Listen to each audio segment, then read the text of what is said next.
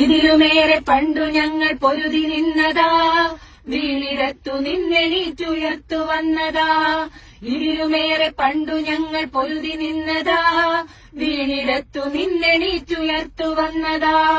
തീണ്ടലുള്ള വഴികളും ചെവിയടച്ചൊരിയവും പഞ്ചമിക്കു പതിതമായ പള്ളിക്കൂടവും.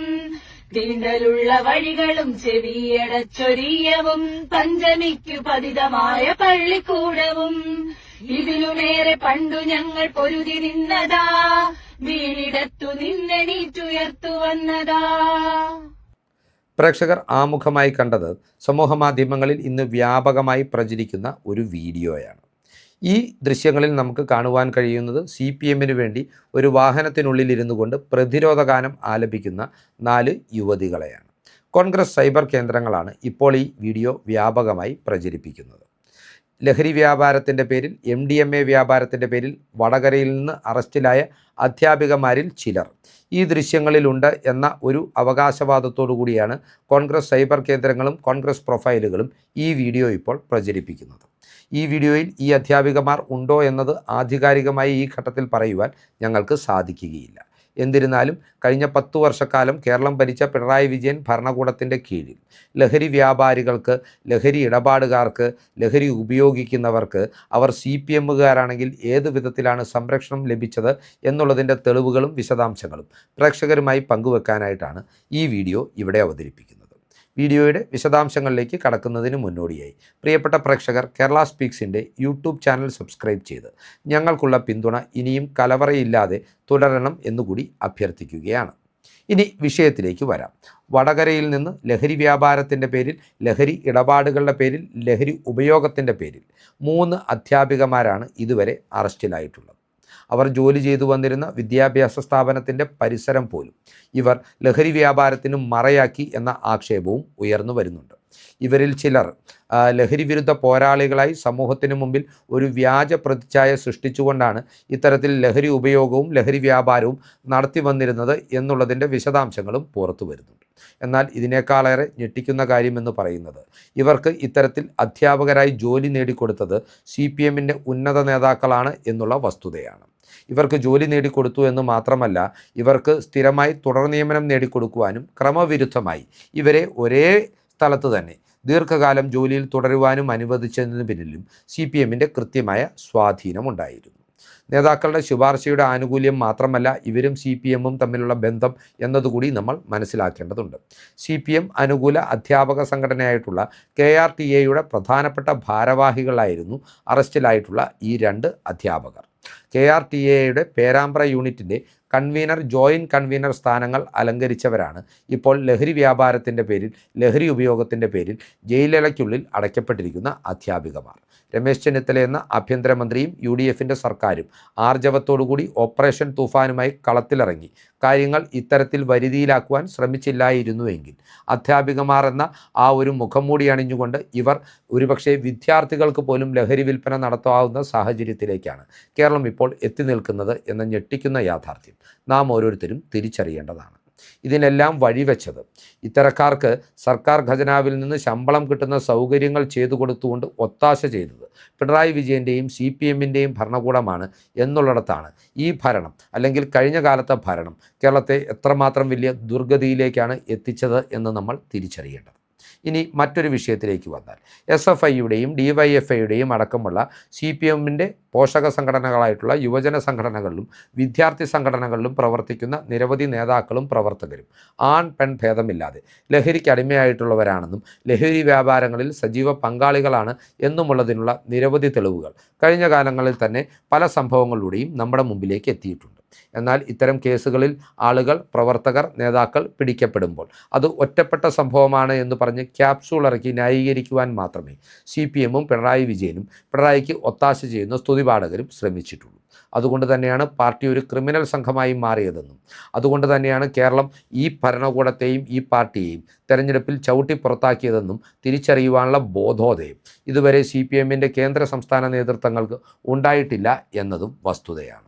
സ്വന്തം പാർട്ടിയിലെ സഹപ്രവർത്തകരെ മാത്രമല്ല, അമ്മയെയും പെങ്ങളെയും പോലും തിരിച്ചറിയുവാൻ കഴിയാത്ത വിധത്തിലുള്ള മനോവൈകൃതമുള്ളവരാണ് പല CPMൻ്റെയും DYFIയുടെയും SFIയുടെയും ഭാരവാഹികൾ എന്നതിനും നിരവധി തെളിവുകൾ നമുക്ക് മുമ്പിലുണ്ട്. പ്രാദേശിക DYFI നേതാവ് കോവിഡ് കാലത്ത് യുവതിയെ, രോഗബാധിതയായിരുന്ന യുവതിയെ ആംബുലൻസിനുള്ളിൽ വെച്ച് പീഡിപ്പിച്ച സംഭവം പുറത്തു വന്നപ്പോഴും ഒറ്റപ്പെട്ട സംഭവമെന്ന ന്യായീകരണമാണ് CPM നിരത്തിയത്. പരീക്ഷ എഴുതാതെ കോഴ്സ് പാസ്സായിട്ടുള്ള SFI നേതാവുള്ള ഈ നാട്ടിൽ, അല്ലെങ്കിൽ അന്നത്തെ ഭരണകൂടത്തിന് കീഴിൽ, ഇതല്ല ഇതിനപ്പുറമുള്ള തെമ്മാടിത്തരങ്ങളും നടക്കുമായിരുന്നു എന്നതും നമ്മൾ ഓർക്കേണ്ടതാണ്. എന്നാൽ ഇവരുടെ തെമ്മാടിത്തരങ്ങൾ ഇവരുടെ ഭാവിയെയോ അവരുടെ പാർട്ടിയുടെ ഭാവിയെയോ അല്ല നശിപ്പിക്കുന്നത്, നേരെ മറിച്ച് വരാനിരിക്കുന്ന കേരളത്തിൻ്റെ തലമുറകളെയാണ് എന്നുള്ളതിൻ്റെ ഞെട്ടിക്കുന്ന തെളിവുകളാണ് അധ്യാപികമാരുടെ അറസ്റ്റിലൂടെ പുറത്തു വരുന്നത്.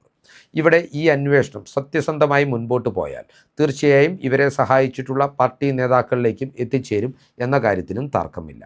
അത്തരത്തിൽ അന്വേഷണം തുടർന്നു കൊണ്ടുപോകുവാൻ ആർജവമുള്ള ഉദ്യോഗസ്ഥരെ തന്നെയാണ് ഈ ഓപ്പറേഷൻ്റെ ചുമതല ആഭ്യന്തരമന്ത്രിയായ രമേശ് ചെന്നിത്തല ഏൽപ്പിച്ചത് എന്ന കാര്യത്തിലും ആർക്കും ഒരു സംശയവും വേണ്ട.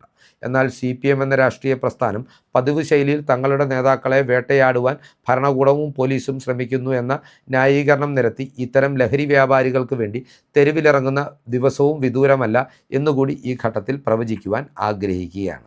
നാം ഓർക്കണം, കാഫിർ സ്ക്രീൻഷോട്ടിനെ കുറിച്ചുള്ള വിശദാംശങ്ങൾ പുറത്തു വന്ന ഘട്ടത്തിൽ അതിൽ നേരിട്ട് പങ്കാളികളായിട്ടുള്ള DYFI നേതാക്കൾ അറസ്റ്റിലാകുമെന്ന ഘട്ടത്തിൽ CPM അവർക്ക് വേണ്ടി തീർത്തത് ജനകീയ പ്രതിരോധമാണെന്നാണ് അവർ അവകാശപ്പെടുന്നത്. ഇത്തരത്തിൽ സകല ക്രിമിനൽ പ്രവർത്തനങ്ങൾക്കും സംരക്ഷണം കിട്ടുന്നതിനു വേണ്ടി പാർട്ടിയിലെത്തിയ കുറേ തെമ്മാടികളെ തെരുവിലൂടെ പ്രകടനമായി നടത്തിക്കൊണ്ടാണ് അന്ന് ആ ജനകീയ പ്രതിരോധം CPM നടത്തിയത്. പിന്നീട് കാഫിർ സ്ക്രീൻഷോട്ട് കേസിൽ അറസ്റ്റിലായി ജാമ്യത്തിൽ പുറത്തു വന്ന പ്രവർത്തകന് വേണ്ടി വൻ സ്വീകരണമൊരുക്കിയതും CPM തന്നെയാണ്. സമാനമായി എൻഫോഴ്സ്മെൻറ്റ് ഡയറക്ടറേറ്റ് അധികൃതരെ ആക്രമിച്ച കേസിൽ അകത്തായി 60 ദിവസം ജയിലിൽ പൂർത്തിയാക്കുന്ന CPMൻ്റെ പ്രാദേശിക നേതാക്കൾക്കും ഗുണ്ടകൾക്കും ജാമ്യം കിട്ടി പുറത്തു വരുമ്പോഴും ഇതേ സമീപനം തന്നെയായിരിക്കും പാർട്ടി തുടരുക. ഇത്തരത്തിൽ അധപതിച്ചൊരു പ്രസ്ഥാനമായി CPM മാറിയതിൻ്റെ ദുരന്തം കേരളം കൂടിയാണ് അനുഭവിക്കേണ്ടി വരുന്നത് എന്നുള്ളതാണ് ഏറ്റവും കഷ്ടമായിട്ടുള്ള കാര്യം. അതായത് പിണറായി വിജയൻ എന്ന ഭരണാധികാരിയെ ജനം തിരസ്കരിച്ചതിൻ്റെ ഫലമായിട്ടാണ് കഴിഞ്ഞ നിയമസഭാ തെരഞ്ഞെടുപ്പിൽ അദ്ദേഹത്തിനും CPMനും ഇടതുമുന്നണിക്കും ദയനീയ പരാജയം ഏറ്റുവാങ്ങേണ്ടി വന്നത്. എന്നാൽ ഇതൊന്നും ഗൗനിക്കാതെ ഇപ്പോഴും പ്രതിപക്ഷ നേതൃസ്ഥാനത്ത് പിണറായി വിജയൻ തന്നെ കടിച്ചു തൂങ്ങുകയാണ്. പിണറായി വിജയൻ്റെ ഏറാം മൂളിയായിട്ടുള്ള വാലാട്ടിപ്പട്ടിയായിട്ടുള്ള MV ഗോവിന്ദൻ ഇപ്പോഴും പാർട്ടി സെക്രട്ടറി സ്ഥാനത്ത് തുടരുകയാണ്. അങ്ങനെ പിണറായിയുടെയും ഗോവിന്ദൻ്റെയും തുടർച്ച, അല്ലെങ്കിൽ നേതൃത്വത്തിൻ്റെ തുടർച്ച എന്ന് പറയുന്നത് ഈ ക്രിമിനൽ സംഘാംഗങ്ങൾക്ക്, ഈ ക്രിമിനലുകൾക്ക്, ഈ ലഹരി വ്യാപാരികൾക്ക്, ഈ സ്ത്രീ പീഡകർക്ക് CPM രാഷ്ട്രീയ സംരക്ഷണം ഒരുക്കുവാൻ മടിക്കുകയില്ല എന്ന കൃത്യമായ സന്ദേശമാണ് ജനങ്ങൾക്ക് മുമ്പിലേക്ക്, സമൂഹത്തിന് മുമ്പിലേക്ക് അവതരിപ്പിക്കുന്നത്. അതിനാൽ തന്നെ ഇവരുടെ ഏത് നെറികെട്ട പ്രചരണത്തെയും പ്രതിരോധിക്കുവാൻ ജനങ്ങളായിരിക്കണം മുമ്പിൽ നിൽക്കേണ്ടത്. ഏതെങ്കിലും രീതിയിൽ ഈ സമൂഹത്തിൽ സമ്മർദ്ദം ചെലുത്തുവാനോ സ്വാധീനം ചെലുത്തുവാനോ ഇവർക്ക് സാധിച്ചാൽ ഇരുണ്ട ലഹരി വ്യാപാരത്തിൻ്റെയും ഗുണ്ടാ പ്രവർത്തനത്തിൻ്റെയും പാർട്ടി മേൽക്കോയ്മയുടെയും കാലഘട്ടത്തിലേക്ക് കേരളം വീണ്ടും വീണുപോകും എന്ന കാര്യത്തിലും തർക്കം വേണ്ട. UDF ഭരണകൂടത്തിന് തീർച്ചയായും പോരായ്മകളില്ല എന്നൊന്നും നമുക്ക് പറയുവാൻ സാധിക്കുകയില്ല. എന്നിരുന്നാലും ചില തിരുത്തൽ നടപടികൾ, കേരളത്തെ പിണറായി വിജയൻ തള്ളിയിട്ട ആ ഒരു വലിയ ദുർഗതിയിൽ നിന്ന് കേരളത്തെ പിടിച്ചുയർത്തുവാനുള്ള ചില തിരുത്തൽ നടപടികൾ കാര്യക്ഷമമായി മുൻപോട്ട് കൊണ്ടുപോകുവാൻ ഈ സർക്കാർ ശ്രമിക്കുന്നുണ്ട്. അതിലെ ഏറ്റവും മനോഹരമായ ഉദാഹരണമാണ് ലഹരി വ്യാപാരത്തിനും ലഹരി വ്യാപനത്തിനുമെതിരെ ആഭ്യന്തര വകുപ്പ് നടപ്പാക്കുന്ന തൂഫാൻ എന്ന പദ്ധതി.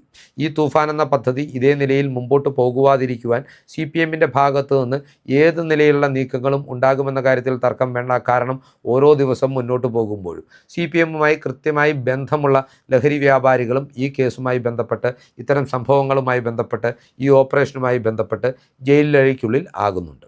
ഒരു പരിധിക്ക് മേൽ ഇത് തങ്ങൾക്ക് മേൽ ഒരു വലിയ രാഷ്ട്രീയ കളങ്കം വരുത്തിവെക്കും എന്ന് കണ്ടാൽ തീർച്ചയായും ഈ അന്വേഷണത്തിന് മുതിരുന്ന ഉദ്യോഗസ്ഥരെയും അതുപോലെ തന്നെ ഈ അന്വേഷണത്തിന് ഉത്തരവിട്ട ആഭ്യന്തരമന്ത്രിയെയും തന്നെ വേട്ടയാടുവാൻ CPMൻ്റെ തെരുവ് ഗുണ്ടകൾ തെരുവുകളിലേക്ക് ഇറങ്ങി കേരളത്തിൽ അരാജകത്വം സൃഷ്ടിക്കുവാൻ സാധ്യതയുണ്ട് എന്ന വസ്തുതയും നമ്മൾ ഓർക്കേണ്ടതാണ്.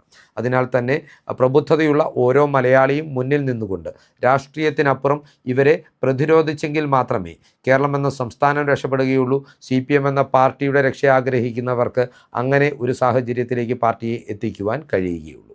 ഇത്തരത്തിൽ ലഹരി വ്യാപാരികൾക്ക് സംരക്ഷകരായി മാറിയ ലഹരി വ്യാപാരത്തിന് കുടപിടിച്ച പിണറായി വിജയൻ ഭരണത്തിൻ്റെ ഇരുണ്ട കഥകൾ പ്രേക്ഷകർക്കായി പങ്കുവച്ചുകൊണ്ട് ഈ വീഡിയോ ഇവിടെ അവസാനിപ്പിക്കുകയാണ്. കൂടുതൽ രാഷ്ട്രീയ വാർത്തകൾക്കും വിശകലനങ്ങൾക്കുമായി ഞങ്ങളുടെ ചാനൽ സബ്സ്ക്രൈബ് ചെയ്യുക. നന്ദി.